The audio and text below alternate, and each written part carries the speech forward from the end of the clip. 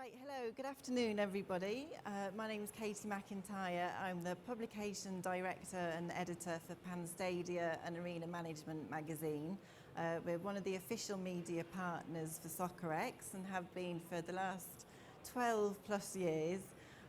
So welcome to this session in the Stadium Operations and Tournament Delivery session. Just to bring your attention to the fact this is the first of two sessions, so they're going to be running concurrently. So make sure to stick around for the second session. Right, to kick things off, I'd like to introduce to the stage two very interesting gentlemen. I hope I'm going to pronounce this correctly. We have Itai Ingberg and Leandro Shaha from Match Vision. They're going to present to you innovation in competition formats, a world of possibilities. I've been hearing all about it backstage, and I know you're going to be really interested in what they have to say. So please join me in welcoming them to the stage. Thank you. So, hi everyone, thank you for coming. My name is Itai. I'm the CEO of Match Vision. With me here today is Leandro, the president. How did it all start, Leandro? Okay, when I was 6 years old, my father pushed me to play football. I was the smallest, the shorter, and I had no talent to play football in the school. For me, that was a big issue because every night my father asked me, "Did you play football?" I said, "No, father." And he pushed me to find a solution to play football. The break in the school has 30 minutes. Then I thought, we can split the break in 3 times of 10 minutes. Then we could have 6 teams. Every team will have 5 rivals. The week of the school has 5 days. Then I created a new tournament every week with 6 teams in the 30 minutes of the break. I received the support of my peers, the congratulations from my teachers, and my first letter of love in my life. Then was the perfect world for me when I was 6 years old. And you know how we see football today? We see it as passion. We see it as teams trying to win. I can go on forever talking about football, but I think more than words, let's just watch football.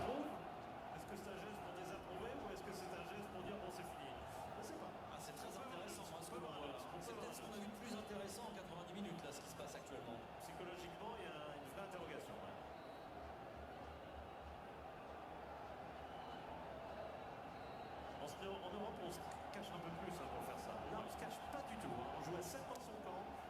C'est assumé. Ah, mais c'est complètement assumé et endossé par un peloton. Voilà, le tableau qui est provisoire, on peut considérer qu'il est définitif. Oui, à part si se fait égaliser, mais ici, il n'y aura pas de but. Ça, je vais tout de suite. Non, mais dans l'ordre, je peux vous dire que ça ne bougera plus. Clairement. Ouais. Et je pense que M. Bouchaïd pourrait peut-être même anticiper sur son coup de sifflet final. Ça se fait.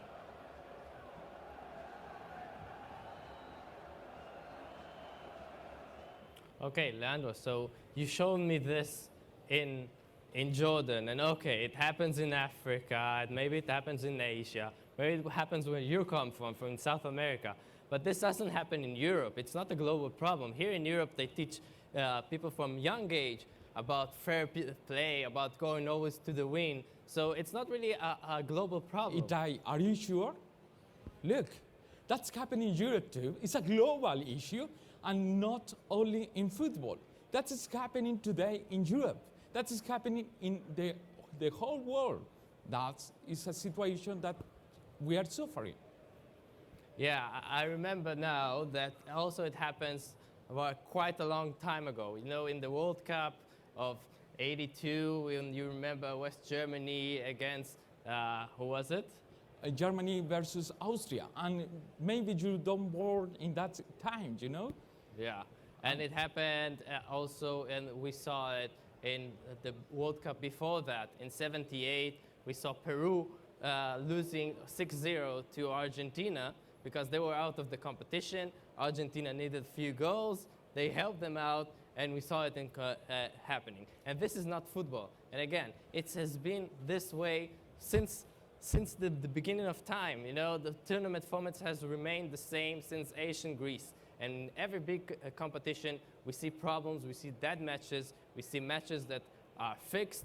Either it's for bet fixed or it's just strategic fixed. Okay, we've seen in handball accusations that Macedonia lost purposely. We've seen in the last Basketball World Cup, Australia losing to Angola to avoid playing the United States. It happens in every sport, in every major competition. It even happened in the Olympic Games. In the last Olympic Games, not far away from here, in London, we've seen badminton players trying to lose on purpose just to get an easier rival in the next round. Okay, let's see a video that AP talked about this issue because it was a major thing. Or was it behavior detrimental to the sport? 8 female badminton doubles players have been disqualified from the Olympics.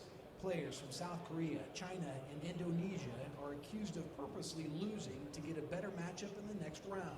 We Indonesia always support the Olympic spirits, fair play, and we will make sure that is happening. The problem is that the tournament is round robin instead of a knockout format. There's a small loophole in the system, like what they made at this time in the setup of the group rounds, and I think they should have foreseen that this was possible and that this could happen. Teams can see ahead who they might be playing, and in this case, 2 of the teams actually went in the tank because they wanted to be in different halves of the draw with their countrymen. How are you going to combat some of that stuff? It's not an easy solution. I hate to say it, but the best solution is don't be so obvious about it. The International Olympic Committee chose not to get involved in the matter, deferring to the Badminton World Federation. The International Olympic Committee's point of view, we applaud the swift and decisive action by the Federation. They took action quickly. They've dealt with this. This is unsporting behaviour. People want to see proper competition, and we think they've taken the right decision. The matches were so bad Wednesday that fans were booing the team's poor play. London organizers say what happened was depressing, but they will not be refunding any tickets. Mark Carlson, The Associated Press, London. So we've seen all the stakeholders really get the point that score manipulation ruins the sport. But that's not the main issue, actually. The main issue is that it's very rigid, the current format. It works okay with 4, 8, 16, 32. But we want to increase the World Cup. We can't increase it to 64. If we try to increase it a bit less, bad things happen. For instance, in the Copa America with 12 teams, Paraguay got to the final without winning a single match. 0 wins, got to the semi-final, again, draw, then in penalties, got to the final, might have won the competition without winning a single match. We've seen in the Copa de Oro, also with 12 teams, Costa Rica went to the quarterfinal, Panama to the semi-final without winning a single match. Just drawing their matches, they can get inside. Cuba lost 7-0 to Mexico, had 1 goal in favor, and went as the best third to the next round. The best third is ruining the system. And look, FIFA was looking for a solution for 36 teams, and FIFA declared that is not possible. We believe we can create a new tournament format with 36 teams. The people in charge said we can seem to determine how we can reduce 36 to only 16 to the second round. And the increase is a must. We've had more additions with 32 teams than we had with 24 teams. The football is growing. We see more and more nations that want to be a part of the party. But we can't make it all the way to 64, so it doesn't match. And we need to make it more than 32. We've seen a lot of talks. We've seen Platini talking that he wants to have 40 teams in the World Cup. Now, 40 teams, 8 groups of 5 means 5 matches in the first round, meaning 80 matches in total instead of 80 matches only in the first round instead of 64 right now. That's a long competition. FIGO wants it 48. It will be 2 months long. With 2 months long, I'll be out of the house. I mean, there's no way that we can survive 48 teams in the World Cup.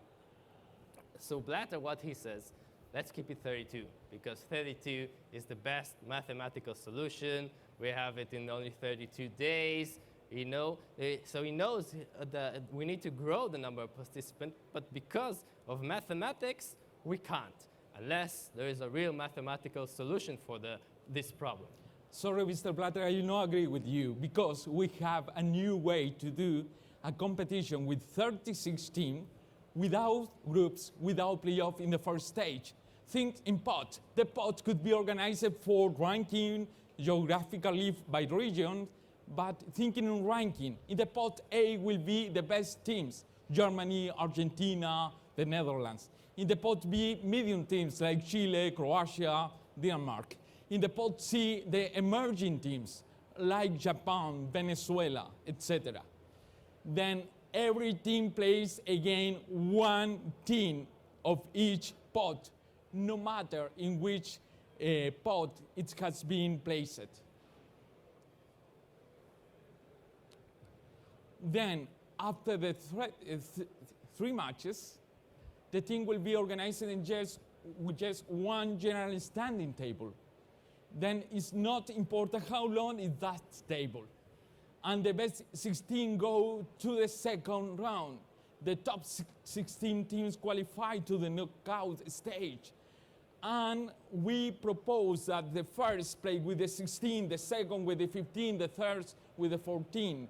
If you are in the group A, you know exactly who could be your rival in the second round. And mathematically, that is perfect because 1 plus 16 is 17.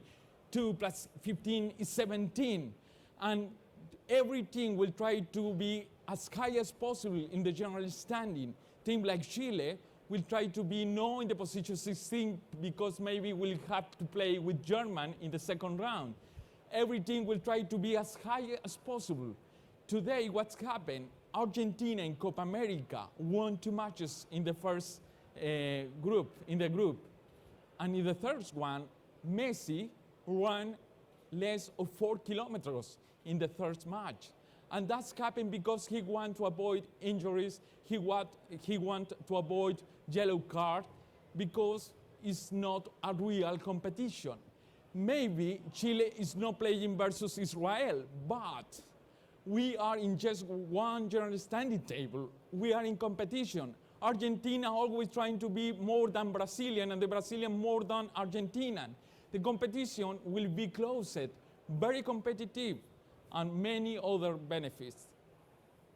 So we see that it makes a fair solution that the teams that have the best performance have the easier rival.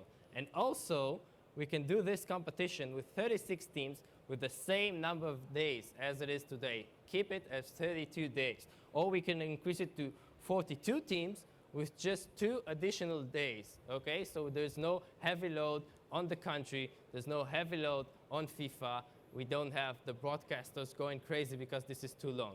Now let's take an example of the next World Cup. Remember, each team plays 3 matches in the first round, 1 against pot A. So we'll have in pot A Germany, Argentina, the Netherlands, England maybe. In the pot B, Mexico, Algeria, Ghana, France, etc. In the pot C, we'll have the emerging team, South Korea, Cameroon, Senegal, and let's follow a couple of teams. One from pot A, it will be England, and one for pot C, Jamaica. So every team plays 3 matches in the first round, against pot A, against pot B, against pot C. So we have England playing Argentina from pot A, Austria from pot B, and Iran for pot C. Now, again, they play against one matches against every team, but their rivals play different rivals. Today they play Argentina will play the same rivals. In our solution, Argentina will play England, but then they'll play Mexico and the South Korea. So it's a different rivals. Also, let's see what happens with Jamaica.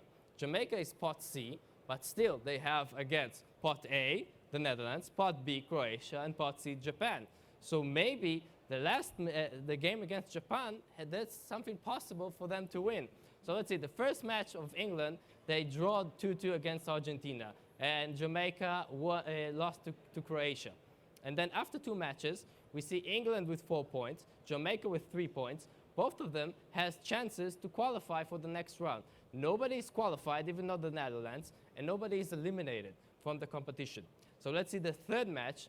Each of them, if they win, they get into the next round. So each of them plays to win, okay? So for England, they draw. Jamaica, they won. And let's see, England stays in 12th spot, okay? Jamaica was eliminated because of other results, okay?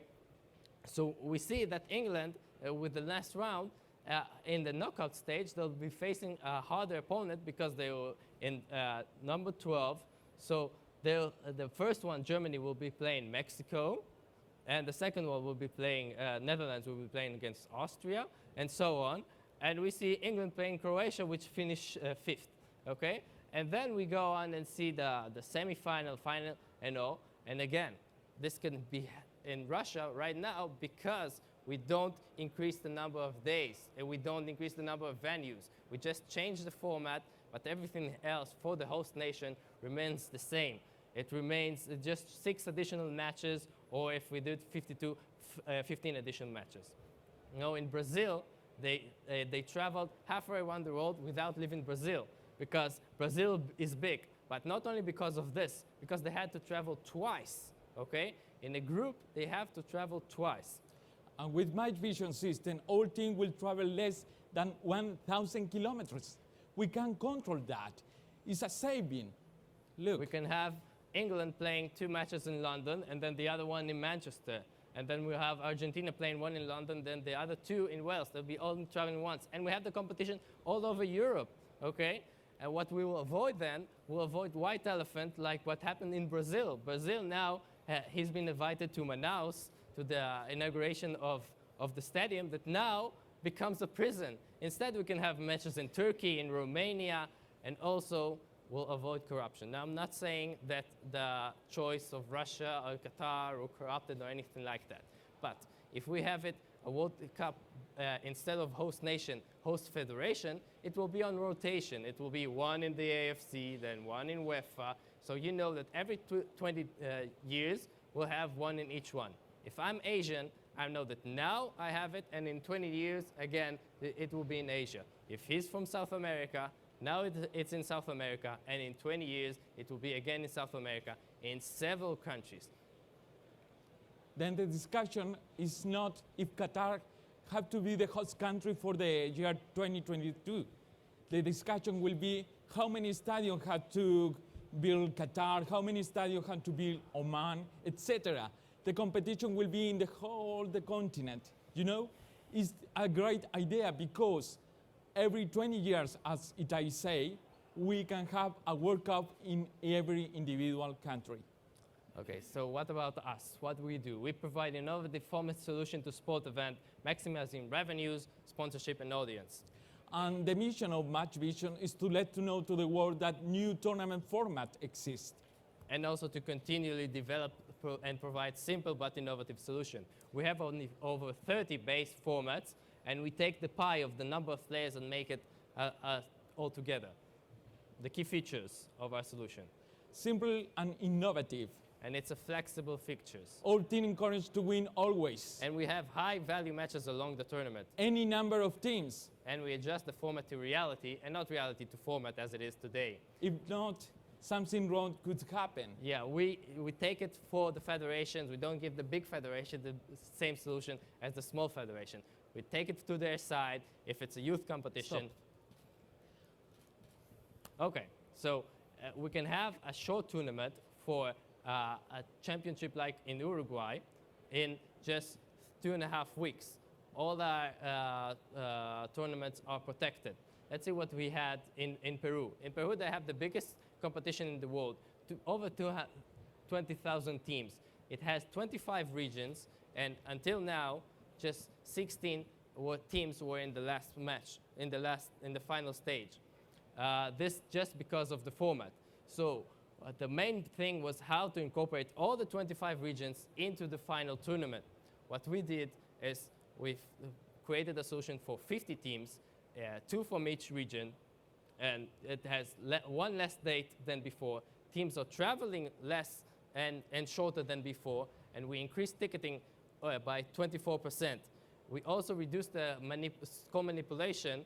Now it was 67%, and now the possibility for this is less than 4%. and we strengthened the qualifying stage because of the new format. Now only champions only face runner-up, runner-up only face champions, so it's more important to be the champions. More flexibility.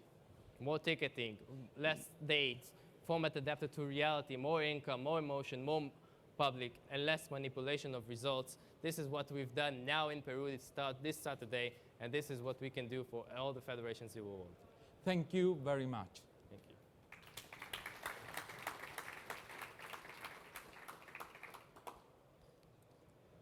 you. Any question? No, she's Well Please. done. It's very good. Thank you. Are there any questions? I think Leandro and Itai gave a very informative presentation there. Did they cover everything, or would anyone like any more information? Yes, the judge, have we got anyone with a microphone? If you could just state your name, please, and then the question. Yeah, my name's Anthony. I'm from World Sport Company.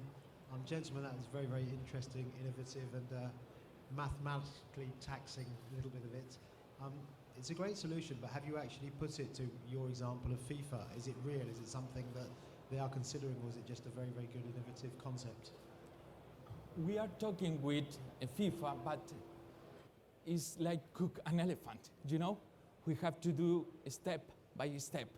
When we present that with our format, we have 32 days of competition, is because we be working with somebody from FIFA, and they confirm that we can do this kind of tournament in 32 days, okay? And actually, we've discussed this with Prince Ali, as he's been running for FIFA presidency. And after we made a presentation in Jordan, we've discussed with him, and then he proposed a 36 teams World Cup. So it's on the agenda. It's not an easy thing. It can be implemented even in Russia, because we don't increase the number of venues and we don't increase the number of days. So it's feasible. You just need to make the decision. Did that answer your question? Perfect. Anybody else? Any more for any more? Okay, if that's all the questions, I'm sure obviously if you have any more questions and you're just a bit shy and don't want to ask now, you can obviously find the gentleman throughout today and tomorrow. I'd just ask you now, please, if you would show your appreciation and thank the guys for an excellent presentation. Thank you very much. Thank you.